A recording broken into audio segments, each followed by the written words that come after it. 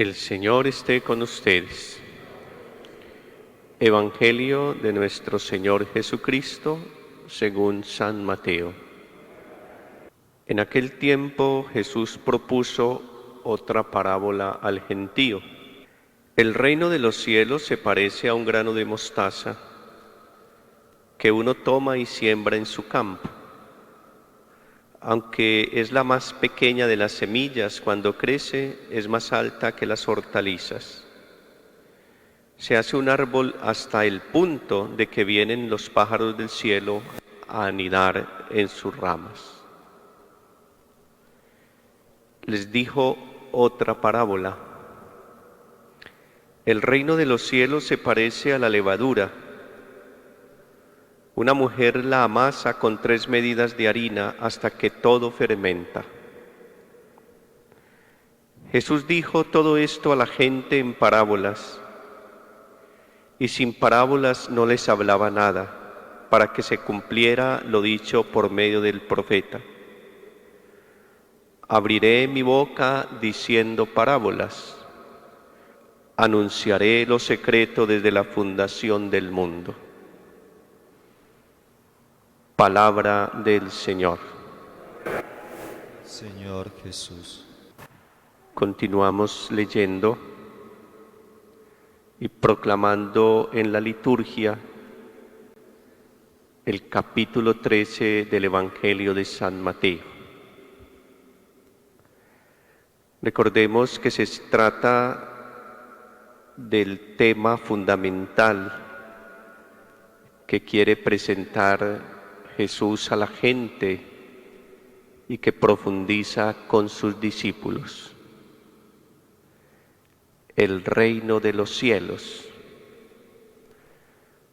Lo que en los otros evangelios o evangelistas se dice o se conoce con el término reino de Dios.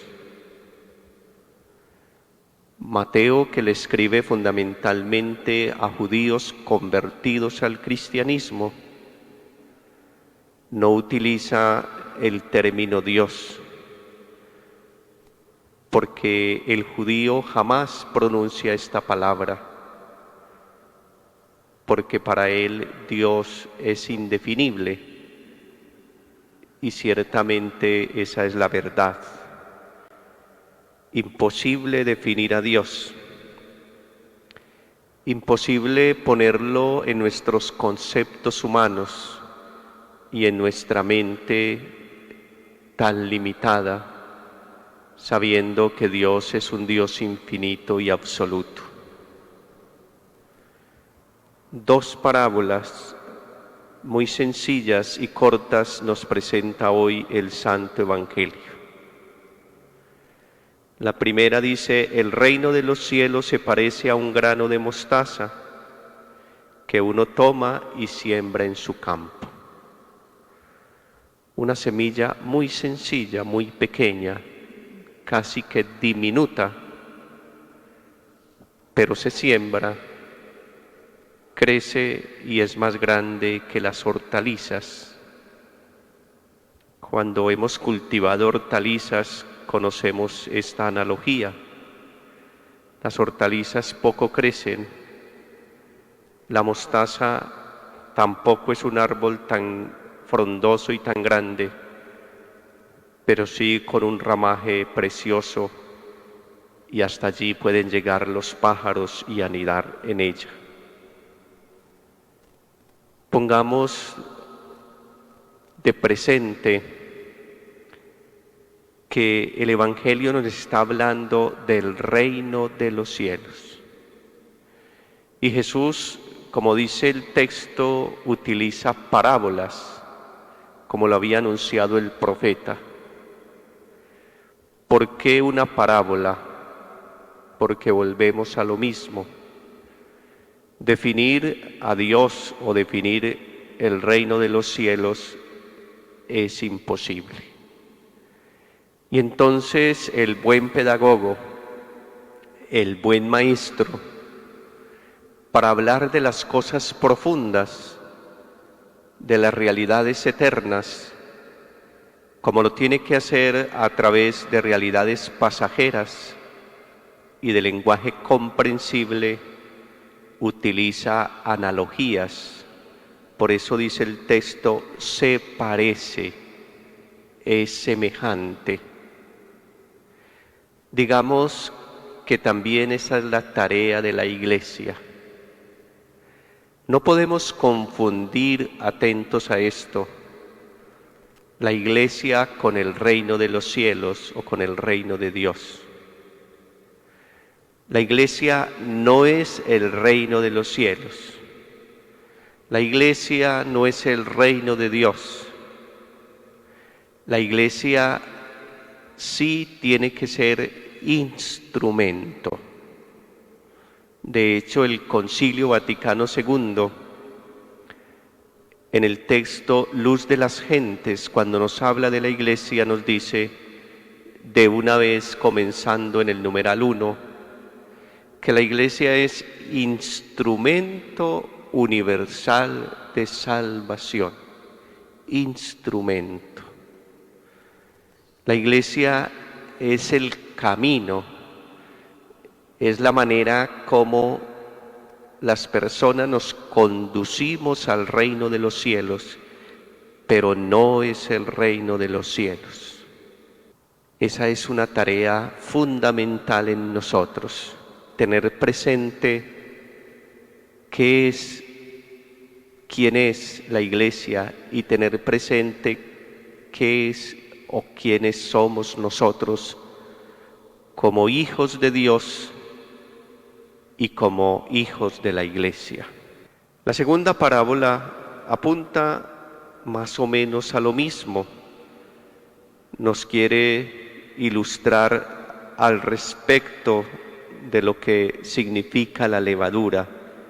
Con el mismo lenguaje, el reino de los cielos se parece a la levadura.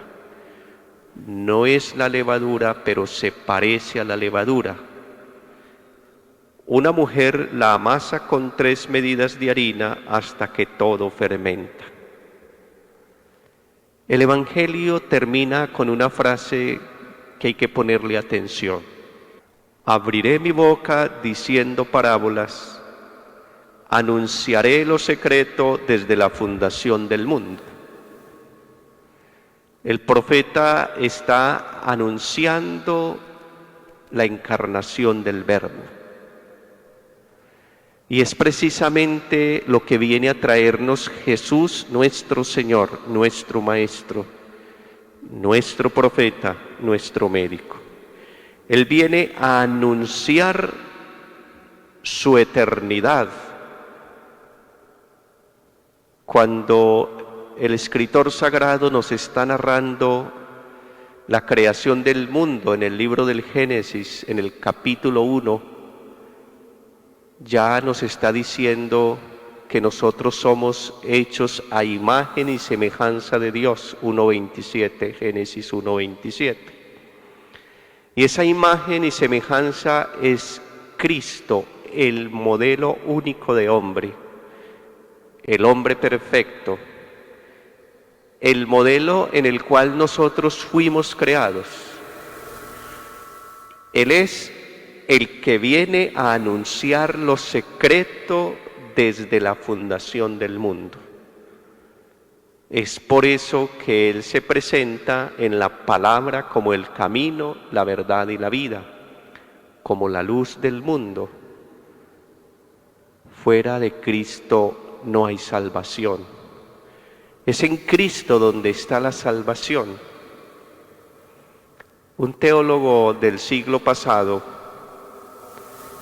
Karl Rahner, se atrevió a hablar, por ejemplo, del cristianismo anónimo. Y con ello él quería decir que cuando el ser humano está buscando a Dios en las cosas del mundo, o cuando el ser humano está buscando la felicidad y la realización en el fondo, sin darse cuenta está buscando a Dios. Y hay 3 modelos, muchos modelos de santos que nos refieren y que uno podría interpretarlos desde ahí. un San Pablo, un hombre apegado a la ley judía, buscando a Dios en la ley por la ley, y resulta que el mismo Dios lo invita a que cambie de paradigma. ¿Qué tal si nosotros también pensamos lo mismo al respecto? A veces buscamos a Dios en los caminos equivocados y Dios nos toca y nos toca a la puerta, a nuestra memoria, a nuestro corazón, a nuestra inteligencia, y quizás no nos damos cuenta. Un San Agustín buscó a Dios en todas las filosofías posibles del momento y no encontró a Dios, sino cuando se encontró a sí mismo, y por eso preciosamente lo refiere en su gran clásico de espiritualidad que todo cristiano debería leer, las Confesiones de San Agustín. Y dice: tarde te amé, hermosura tan antigua y tan nueva. Yo te buscaba fuera de mí y tú estabas más dentro de mí que mi misma intimidad.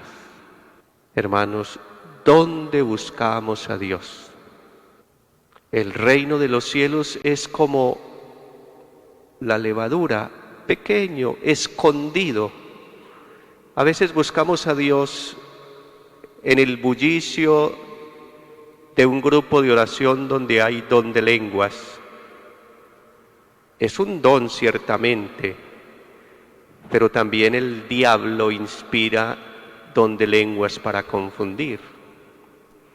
A veces buscamos a Dios en esos medios bulliciosos donde critican inclusive a los demás. También eso es del maligno, porque si algo nos invita a la palabra a convertir es la lengua. Santiago capítulo 3. Si en algo uno mira que tiene que empezar a convertirse, es en su lengua. Es ahí donde se mide también el proceso de conversión. Anunciaré lo secreto desde la fundación del mundo. Y ni qué pensar en un Ignacio de Loyola, un hombre que pensó encontrar a Dios o encontrarse a sí mismo, encontrar la felicidad en los honores militares y en los honores del mundo. Y resulta que estaba allí escondido en lo secreto del Evangelio, que leyó precisamente en un momento de crisis. Yo les doy una sugerencia práctica. Ahora que tenemos un poco más de tiempo y que lo gastamos tanto en la ociosidad del WhatsApp, utilicemos el WhatsApp, las redes sociales y los medios virtuales como herramienta de trabajo, y quizás algunos minutos como herramienta de dispersión también, pero no horas y horas haciendo nada en las redes sociales. Gastemos el tiempo leyendo la mejor semilla de levadura, la mejor semilla de mostaza y la mejor levadura que de verdad hace transformar la humanidad. Leamos el Evangelio. Leamos el Evangelio. Meditemos el Evangelio. Oremos el Evangelio. Hoy al menos leamos algún texto de la Biblia, de la Sagrada Escritura, que nos sirva como una pequeña levadura, como una pequeña semilla que empiece a germinar en nosotros sentido de eternidad, sentido de Dios, olor a Dios, corazón de Dios.